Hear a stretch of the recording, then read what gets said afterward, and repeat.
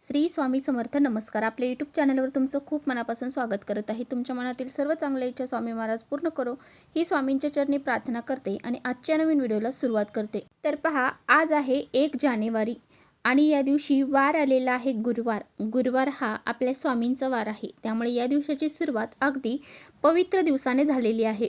तर सर्वात अगोदर सर्वांना नवीन वर्षाच्या हार्दिक शुभेच्छा. तुमच्या परिवाराला तुम्हाला हे नवीन वर्ष जे आहे तर ते आर्थिक भरभराटीचं जावो हीच आपल्या स्वामींच्या चरणी प्रार्थना करते आणि आजच्या नवीन व्हिडिओला सुरुवात करते. तर पहा, नवीन वर्ष म्हटलं की जुन्या गोष्टी ज्या आहेत तर त्या विसरून जायच्या असतात. म्हणजेच काय, तर आपल्या आयुष्यामध्ये जे काही खराब गोष्टी घडलेल्या आहेत किंवा आपल्याला ज्या गोष्टीमुळे त्रास झालेला आहे तर त्या गोष्टी आपल्याला विसरून जायच्या असतात आणि नव्याने सुरुवात करायची असते. नवीन वर्षापासूनच आपण संकल्प करतो की ह्या गोष्टी आपण करणार आहोत आणि कोणत्या गोष्टी आपण करणार नाही, या गोष्टीचा संकल्प हर एक व्यक्ती करत असते. त्या संकल्पानुसार ती व्यक्ती वागायला देखील सुरुवात करत असते आणि ह्याच नवीन वर्षाच्या दिवशी तुम्हाला आपल्या मुलांसाठी काही प्रभावी उपाय करायचे आहेत. आजचा दिवस जो आहे तो अतिशय महत्त्वाचा आहे आणि आपला नवीन वर्षाचा हा पहिलाच दिवस असल्यामुळं आईने आपल्या मुलांवरून ही एक वस्तू उतरवून टाकायची आहे. आईने आपल्या मुलांसाठी हा उपाय करायचा आहे. हा उपाय जर आईने आपल्या मुलांसाठी केला तर मुलांचे सर्व दुःख, दोष, अडचणी, संकट दूर होतील आणि मुलांची अभ्यासामध्ये, नोकरीमध्ये भरभरून प्रगती व्हायला सुरुवात होईल. असा हा अत्यंत प्रभावशाली उपाय आहे. तर हा उपाय कसा करायचा आहे, कोणती वस्तू आपल्याला मुलांवरून या नवीन वर्षाला उतरवून टाकायची आहे, याबद्दलची संपूर्ण माहिती आजच्या व्हिडिओत आपण बघणार आहोत.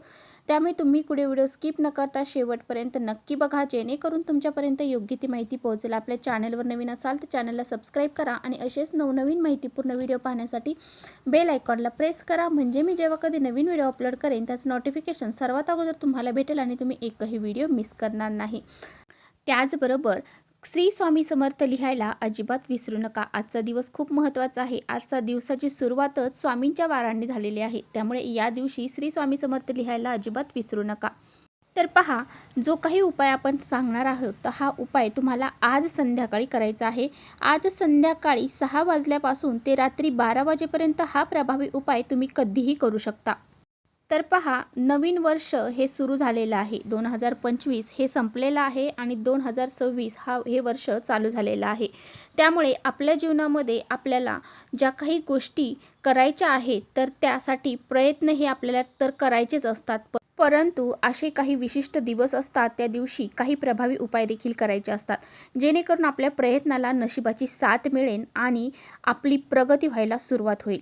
तर प्रत्येक आईवडिलांना आपल्या मुलांबद्दल काही ना काही टेन्शन हे असतंच. म्हणजेच आपल्या मुलांची प्रगती व्हावी, त्यांच्या जीवनामध्ये कोणतेही संकट, अडचणी येऊ नये, त्यांच्या प्रत्येक इच्छा पूर्ण व्हाव्यात, त्यांना चांगला उद्योग, व्यवसाय किंवा मग नोकरी प्राप्त व्हावी, त्यांच्या अभ्यासामध्ये त्यांची प्रगती व्हावी, नोकरीमध्ये प्रगती व्हावी, त्यांच्या आयुष्यामध्ये कोणतीही गोष्ट ही खराब घडू नये, म्हणजे वाईट गोष्ट घडू नये, अशी प्रत्येक आईवडिलांची इच्छा असते आणि त्याच दृष्टीने आईवडील आपल्या मुलांसाठी अतोनात कष्ट करत असतात, रात्रंदिवस कष्ट करत असतात.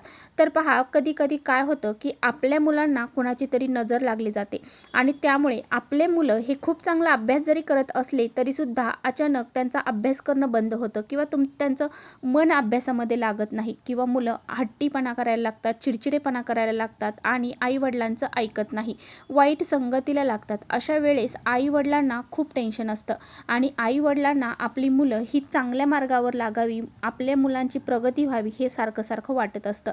तर पहा, आईने आपल्या मुलांविषयी अगदी सकारात्मक विचार करायचे आहेत. आता आईच्या आशीर्वादामध्ये खूप मोठी ताकद असते आणि आईने आपल्या मुलांसाठी शुभ विचार केले, चांगले विचार केले तर मुलांच्या जीवनामध्ये देखील चांगल्या गोष्टी घडत असतात. तर आईने आपल्या जीवनामध्ये स्वतःमध्ये सुद्धा खूप मोठे बदल घडवायचे आहेत. म्हणजेच आईने सकाळी स्वच्छ स्नान करावे, चांगले हलक्या रंगाचे कपडे घालावेत आणि केससुद्धा अस्ताव्यस्त ठेवू नये, व्यवस्थित आणि नीटनाटके ठेवा. कारण मुलांमध्ये आईची जी काही ऊर्जा आहे तर ती मुलांपर्यंत जात असते. म्हणूनच आईमध्ये जर सकारात्मक ऊर्जा असेल तर ती मुलांपर्यंत नक्की सकारात्मक जात असते. प्रत्येक आईने आपल्या मुलांसाठी मनोभावे देवापुढे दिवा लावावा आणि प्रार्थना करावी की आपल्या मुलांच्या जीवनामधील जे काही अडीअडचणी आहेत ते दूर व्हावेत, त्यांच्या जीवनामध्ये सुख, शांती, समृद्धी निर्माण व्हावी, त्यांची भरभरून प्रगती व्हावी, अशी प्रत्येक आईने आपल्या मनामध्ये देवासमोर म्हणायचं आहे. कारण आईच्या हृदयातून निघलेले शब्द हे जे आहेत तर ते थेट देवापर्यंत पोहोचतात.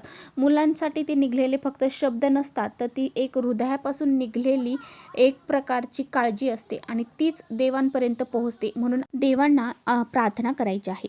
त्याचबरोबर आईने दिवसभर नामस्मरण करायचं आहे. आपल्या मुलांचं चांगलं व्हावं यासाठी प्रार्थना करायची आहे. त्याचबरोबर आपलं जेवण आपण बनवतो, जेव्हा आई आपल्या मुलांसाठी जेवण बनवते तर त्यावेळेस तुम्हाला अगदी सकारात्मक जेवण बनवायचं आहे. म्हणजेच आपल्या मनामध्ये सकारात्मक विचार ठेवायचे आहेत. कोणतेही निगेटिव्ह विचार मनामध्ये करायचे नाही किंवा मुलांना ओरडायचं नाही. घरामध्ये अनेक प्रकारे जर आपण नकारात्मकता पसरवली तर तशीच घरामध्ये पसरत असते आणि ती मुलांच्या मनामध्ये सुद्धा पसरत असते. म्हणूनच आपल्याला वातावरण अगदी सकारात्मक ठेवायचं आहे. अगदी चांगले शब्द बोलायचे आहेत. मुलांना ओरडून आरडून बोलायचं नाही, वाईट वक्त बोलायचं नाही. आईने मुलांना कधीही असं बोलू नका की तुझ्याकडून काहीच होणार नाही, तू काहीच करू शकत नाही.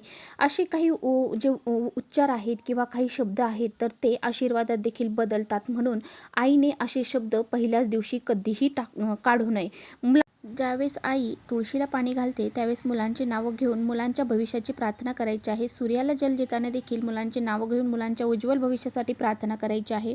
आणि एक महत्त्वाचा उपाय करायचा आहे तो म्हणजे आपल्या मुलांसाठी एक दिवा लावायचा आहे. प्रत्येक आईला आपल्या मुलांच्या सुखाची काळजी असते आणि म्हणूनच त्यांची प्रत्येक गोष्टीमध्ये त्यांच्या प्रत्येक क्षेत्रामध्ये प्रगती व्हावी असं आईला वाटत असतं. मुलं आपल्या घराबाहेर गेलेले आहेत ते सुखरूप घरी यावे, घराच्या बाहेर असतील म्हणजे हॉस्टेलवर राहायला असतील तर तिथे त्यांचं सुखरूप राहावे. कधीकधी मुलांवर संकट हे अचानक येतात, सांगून येत नाही. मुलांच्या कुंडलीमध्ये काही ग्रहदोष असतील तर ते दूर होण्यासाठी आपल्या मुलांसाठी तुम्हाला एक दिवा लावायचा आहे. दिवा हा बुद्धीचे, ज्ञानाचे आणि त्यागाचे प्रतीक असतो. एक दिवा तुम्हाला घ्यायचा आहे. त्यामध्ये तुम्हाला 4 वाती लावायच्या आहेत. उत्तर, पूर्व, दक्षिण आणि पश्चिम या 4 दिशेंना तुम्हाला ह्या 4 वाती लावायच्या आहेत. तुम्हाला या दिव्यामध्ये तेल घालायचं आहे. तर हा दिवा तेल घालून प्रज्वलित करायचा आहे आणि हा दिवा तुम्हाला काय करायचा आहे, मुलांच्या डोक्यापासून ते खाली पायापर्यंत 7 वेळा उतरवून घ्यायचा आहे.